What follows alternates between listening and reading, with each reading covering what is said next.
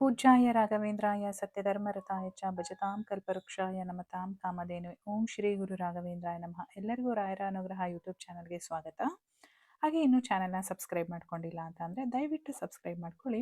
ಇವತ್ತಿನ ವಿಡಿಯೋ ತುಂಬ ಜನ ಕಾಯ್ತಾ ಇದ್ರಿ ಅಂತ ಅಂದ್ಕೊಳ್ತೀನಿ. ಏಕೆ ಅಂತ ಅಂದರೆ ಈ ಕ್ವಶನ್ನು ನನಗೆ ತುಂಬ ಮೆಸೇಜು ಮತ್ತು ಕಾಮೆಂಟಲ್ಲಿ ಬಂದಿತ್ತು. ಹಾಗಾಗಿ ಇದ್ರ ಬಗ್ಗೆ ವಿಡಿಯೋ ಮಾಡ್ತಾ ಇದ್ದೀನಿ. ರಾಯರ ಆರಾಧನೆ ಬರ್ತಾ ಇದೆ, ಇನ್ನೇನು ಹತ್ರದಲ್ಲೇ ಇದೆ. ಸೊ ಯಾರ್ಯಾರೆಲ್ಲ ರಾಯರ ಭಕ್ತರಿದ್ದೀವೋ ನಮಗೆಲ್ಲ ಒಂದು ಹಬ್ಬ ಅಂತಲೇ ಹೇಳ್ಬೋದು.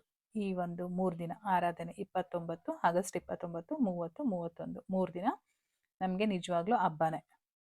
ಅದರಲ್ಲಿ ಕೆಲವೊಂದು ಸಮಸ್ಯೆ ಕೆಲವೊಬ್ಬರಿಗೆ ಏನಾಗುತ್ತೆ ಅಂತ ಅಂದರೆ, ಕೆಲವರಿಗೆ ರಾಯರ ಮಠ ಹತ್ರದಲ್ಲೇ ಇರುತ್ತೆ, ಅವರು ಮಠದಲ್ಲಿ ಹೋಗಿ ಸೇವೆನ ಸಲ್ಲಿಸ್ಬೋದು.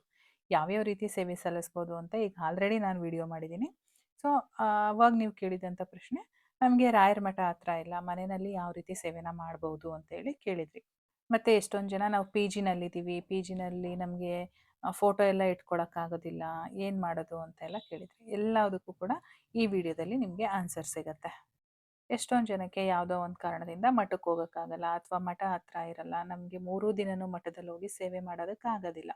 ಅಂಥ ಟೈಮಲ್ಲಿ ನಾವು ಮನೆಯಲ್ಲೇ ಸೇವೆನ ಮಾಡ್ಬೋದು. ಯಾವ ರೀತಿ ಮಾಡೋದು ಅಂತೇಳಿ ಇವತ್ತು ಹೇಳ್ಕೊಡ್ತೀನಿ ನಾನು. ರಾಯರ ಆರಾಧನೆ 3 ದಿನ ಇದೆ, 29, 30, 31. ಈ 3 ದಿನನೂ ನೀವು ಆದಷ್ಟು ಬ್ರಾಹ್ಮಿ ಮುಹೂರ್ತದಲ್ಲಿ ಎದ್ದು ಮನೆಯೆಲ್ಲ ಸ್ವಚ್ಛ ಮಾಡಿಕೊಂಡು ರಾಯರಿಗೆ ಪೂಜೆನ ಮಾಡೋ ಅಂಥದ್ದು. ನಿಮಗೆ ಸಾಧ್ಯ ಆಯಿತು ಅಂತ ಅಂದರೆ 5ರಿಂದ ಶುರು ಮಾಡಿ ತುಪ್ಪದ ದೀಪನ ನಿಮ್ಮ ಅನುಕೂಲ ನೋಡ್ಕೊಳ್ಳಿ. 5 ಅಂತೂ ಕಂಪಲ್ಸರಿ ಮಾಡ್ಕೊಳ್ಳಿ ಅಂತ ಹೇಳ್ತೀನಿ. 5ರಿಂದ ನಿಮಗೆ ಎಷ್ಟಾಗುತ್ತೋ ಅಷ್ಟು, 5, 7, 9, 11 ಈ ರೀತಿ ನಿಮಗೆ ಎಷ್ಟು ಸಾಧ್ಯ ಆಗುತ್ತೋ ಅಷ್ಟು ದೀಪಗಳನ್ನ ನೀವು ತುಪ್ಪದ ದೀಪನ ಹಚ್ಬೋದು, ನಿಮ್ಮ ಅನುಕೂಲಕ್ಕೆ ತಕ್ಕಂತೆ. ಇದನ್ನು ನಾನು ಯಾಕೆ ಹೇಳ್ತಾ ಇದ್ದೀನಿ ಅಂತ ಅಂದರೆ, ಈಗ ಆಲ್ರೆಡಿ ನಾನು ಹೊನ್ನವ ಮಂತ್ರಾಲಯಕ್ಕೆ ಹೋಗಿದ್ದೆ ಅಲ್ವಾ, ಅಲ್ಲಿ ಪ್ರಣತಿ ಸೇವೆನ ಯಾವ ರೀತಿ ಮಾಡ್ತಾರೆ ಅನ್ನೋದನ್ನು ಈಗ ಆಲ್ರೆಡಿ ನಾನು ವಿಡಿಯೋ ಬೇರೆ ಚಾನಲಲ್ಲಿ ಹಾಕಿದ್ದೆ, ನೀವೆಲ್ಲ ನೋಡಿದ್ದೀರಾ ಅಂತ ಅಂದ್ಕೊಳ್ತೀನಿ. ಹಾಗಾಗಿ ಅಲ್ಲಿ ಪ್ರಣತಿ ಸೇವೆನ ಬಂದಿದ್ನಲ್ಲ, ಅದೇ ಸೇವೆನ ನಾವಿಲ್ಲಿ ಮನೆಯಲ್ಲಿ ಮಾಡ್ಬೋದು. ಅಲ್ಲೂ ಕೂಡ ಅಷ್ಟೇ 5ರಿಂದನೇ ಶುರು ಆಗೋ ಅಂಥದ್ದು. ಹಾಗಾಗಿ ಮನೆಯಲ್ಲೂ ಕೂಡ ನೀವು ನಿಮಗೆ 5 ಆಗುತ್ತೆ ಅಂತ ಅಂದರೆ 5 ಹಚ್ಚಿ, ಅಥವಾ ಇಲ್ಲ ನಾನು ಜಾಸ್ತಿ ಹಚ್ತೀನಿ ಅಂತ ಅಂದರೆ ಜಾಸ್ತಿ ಕೂಡ ಹಚ್ಬೋದು. ತುಪ್ಪದ ದೀಪನೇ ಹಚ್ಚಿ 3 ದಿನನೂ ಕೂಡ ಬ್ರಾಹ್ಮಿ ಮುಹೂರ್ತದಲ್ಲಿ ಎದ್ದೇಳಿ ಮನೆಯೆಲ್ಲ ಸ್ವಚ್ಛ ಮಾಡ್ಕೊಳ್ಳಿ. ಮಾಮೂಲಿ ನೀವು ಯಾವ ರೀತಿ ಗುರುವಾರಕ್ಕೆ ವಾರ ಎಲ್ಲ ಮಾಡೋದಕ್ಕೆ ರೆಡಿ ಮಾಡ್ಕೊಳ್ತೀರೋ ಆ ರೀತಿ ರೆಡಿ ಮಾಡಿಕೊಂಡು ಏನಾದರೂ ಒಂದು ನೈವೇದ್ಯನ ಮಾಡಿ ರಾಯರಿಗೆ 3 ದಿನನೂ ಕೂಡ. ಆಗ ಎಲ್ಲ ಮಾಡಿ ಆದಮೇಲೆ ಲಾಸ್ಟಲ್ಲಿ ನೀವು ಈ ದೀಪಗಳು ಸೇವೆ ನಾನು ಏನು ಹೇಳಿದೆ ಇದನ್ನು ನೀವು ಈ ಸೇವೆನ ಮಾಡ್ಬೋದು.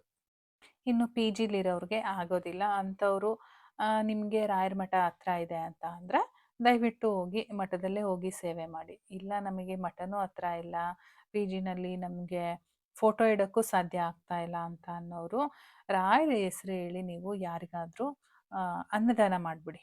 ರಾಯರ ಹೆಸರಲ್ಲಿ ಅನ್ನದಾನ ಮಾಡಿ, ಅಥವಾ ನಿಮಗೆ ಗೋವು ಸಿಗ್ತಾ ಇದೆ ಹತ್ರದಲ್ಲಿ, ಹಸು ಸಿಗ್ತಾ ಇದೆ ಅಂತ ಅಂದರೆ ಅದಕ್ಕೆ ಅಕ್ಕಿ ಮತ್ತು ಬೆಲ್ಲನ ನಿಮ್ಮ ಕೈಯಿಂದ ನೀವೇ ತಿನ್ನಿಸಿ ಅದನ್ನಾದರೂ ಮಾಡಿ. ನಿಮಗೆ ಮಠಕ್ಕೂ ಹೋಗೋಕ್ಕಾಗಲ್ಲ, ಮನೆಯಲ್ಲೂ ಕೂಡ ಅಂದರೆ ಪಿ ಜಿನಲ್ಲೂ ಕೂಡ ಫೋಟೋ ಇಟ್ಕೊಂಡು ಸೇವೆ ಮಾಡೋಕ್ಕಾಗೋದಿಲ್ಲ ಅಂತಂದರೆ ನೀವು ಈ ಒಂದು ಸೇವೆನ ಮಾಡ್ಬೋದು.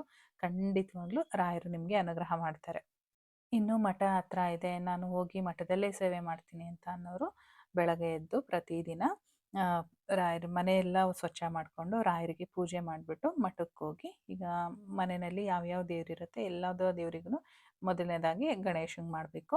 ಅದ ನಂತರ ನೀವು ಯಾವ್ಯಾವ ದೇವ್ರು ಇಟ್ಕೊಂಡಿರ್ತೀರ ಎಲ್ಲರಿಗೂ ಪೂಜೆ ಮಾಡಿ ಮಠದಲ್ಲಿ ಹೋಗಿ ಮಠದಲ್ಲಿ ಸೇವೆನ ಸಲ್ಲಿಸ್ಬಿಟ್ಟು ಬನ್ನಿ.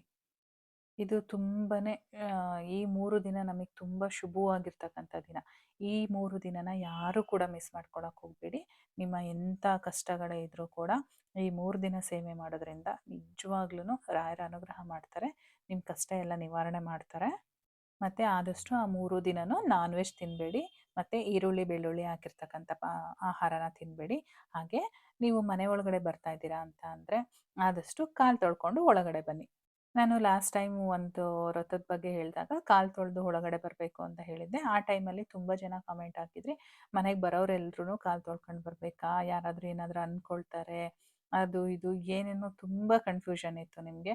ಸೊ ಆ ಕನ್ಫ್ಯೂಷನ್ ಬೇಡ. ಎಲ್ಲರೂ ಕೂಡ ಕಾಲು ತೊಳ್ಕೊಂಡೇ ಬರಬೇಕು. ಕಾಲು ತೊಳೆಯೋಕ್ಕೆ ಹೊರಗಡೆ ವ್ಯವಸ್ಥೆ ಇಲ್ಲ ಅಂತ ಅಂದರೆ ಒಂದು ಟ್ರೇ ಇರುತ್ತೆ ಗೊತ್ತಾ, ಆ ಟ್ರೇ ಇಟ್ಬಿಟ್ಟು ಅದ್ರಲ್ಲಿ ನೀರಿಟ್ಟರೆ ಅಟ್ಲೀಸ್ಟ್ ನಾವು ಚಪ್ಪಲಿಯಿಂದ ತೆಗ್ದಿದ್ದ ಕಾಲನ್ನು ಅದರೊಳಗಡೆ ಅದ್ದಿ ನಾವು ಒಳಗಡೆ ಬಂದು ಮ್ಯಾಟಿಗೆ ಒರೆಸ್ಕೊಂಡು ಬರ್ಬೋದು. ಈ ಕೆಲಸವಂತೂ ಮಾಡ್ಬೋದಲ್ವಾ. ತೊಳೆಯೋಕ್ಕೆ ನಮಗೆ ಹೊರಗಡೆ ಜಾಗ ಇಲ್ಲ ಅಂತ ಅಂದರೆ ಇಷ್ಟಾದರೂ ಮಾಡ್ಬೋದು. ಪ್ರತಿದಿನ ಆ ನೀರನ್ನು ಚೇಂಜ್ ಮಾಡಿ.